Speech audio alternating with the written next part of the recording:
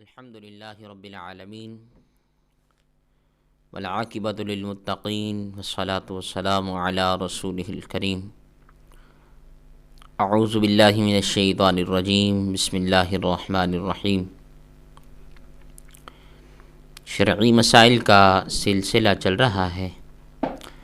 آج کا جو ہمارا سوال ہے وہ بہت ہی قابل ذکر ہے کہ گھاس پر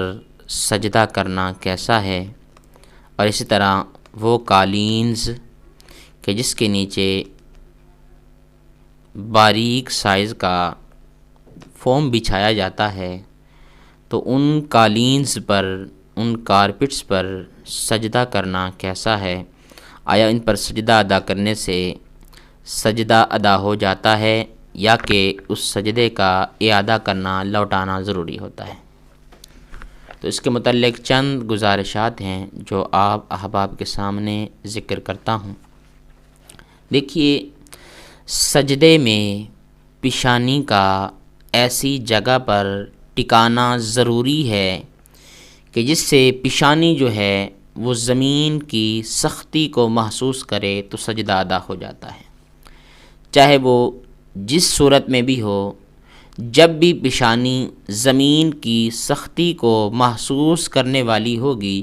تو اس سے سجدہ جو ہے وہ بالکل کامل طریقے سے ادا ہو جاتا ہے۔ اس سجدے کا اعادہ کرنا یعنی لوٹانا کوئی لازم اور ضروری نہیں ہے۔ دیکھیے، حدیث پاک میں آتا ہے، ترمذی شریف کی حدیث مقدسہ ہے، نبی کریم صلی اللہ تعالیٰ علیہ وسلم فرمایا، جب سجدہ کرتے تو زمین پر اپنی ناک اور پیشانی کو سجدے میں خوب جما لیتے تھے، یعنی اتنا جما لیتے تھے کہ اگر مزید بھی پیشانی مبارک کو دبایا جائے تو وہ مزید نہ دبتی بلکہ بالکل زمین کے ساتھ چمٹ جاتی تھی، یعنی یہاں تک کہ پیشانی مبارک زمین کی سختی کو محسوس کر لیتی تو اس سے سجدہ بالکل کامل طریقے سے ادا ہو جاتا تھا۔ اسی طرح بخاری و مسلم شریف کی حدیث پاک ہے،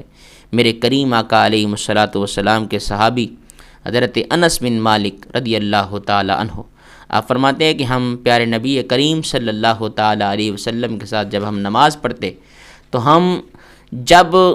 زمین کی تپش کو محسوس کرتے تو ہم یہ کام کرتے تھے کہ ہم اپنے کپڑوں کا جو ہمارا پلو ہوتا تھا وہ ہم اپنے سجدے والی جگہ پر رکھ لیتے تھے، جس سے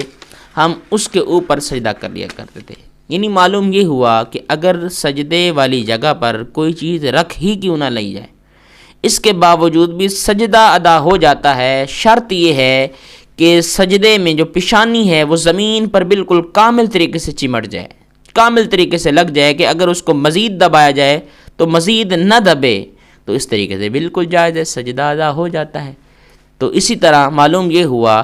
کہ اگر کوئی بھائی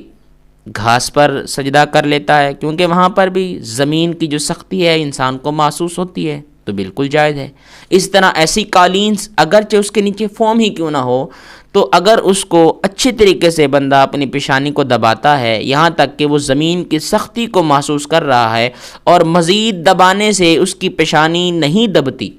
تو اس لحاظ سے اس کا سجدہ بالکل جائز ہے۔ اس کے سجدے کا اعادہ کرنا لازم نہیں ہے، بلکہ بالکل کامل طریقے سے سجدہ ہو جائے گا۔ تو جب سجدہ ادا ہو جائے گا تو نماز بھی بالکل کامل طریقے سے ادا ہو جائے گی۔ تو معلوم یہ ہوا، اگر بندہ عیدگاہ میں جائے اور وہ گھاس پر سجدہ کر لیتا ہے،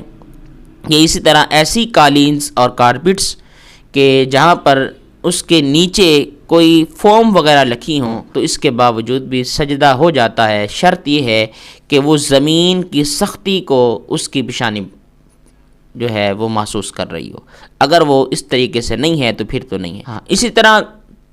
فوم والے جو گدے ہوتے ہیں یا سپرنگوں والی سیٹیں ہوتی ہیں، اگر کوئی بھائی ان پر سجدہ کرتا ہے تو سجدہ ادا نہیں ہوتا، کیونکہ وہاں پہ سپرنگ لگے ہوتے ہیں، جتنا بندہ دباتا جاتا ہے تو وہ پیشانی نیچے کی طرف چلی جاتی ہے، تو اس طریقے سے وہ پیشانی جو ہے زمین کی سختی کو محسوس نہیں کرتی۔ اس بنا پر سپرنگوں والی گدوں پر یا سپرنگوں والی سیٹوں پر اگر کوئی بھائی سجدہ کر لیتا ہے، یا اس طرح ایسی قالین پر سجدہ کرتا ہے کہ جہاں پر فوم بہت موٹا ہو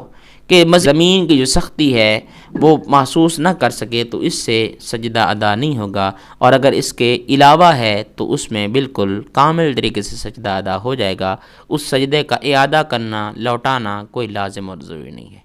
ھذا ما عندی واللہ اعلم بالصواب۔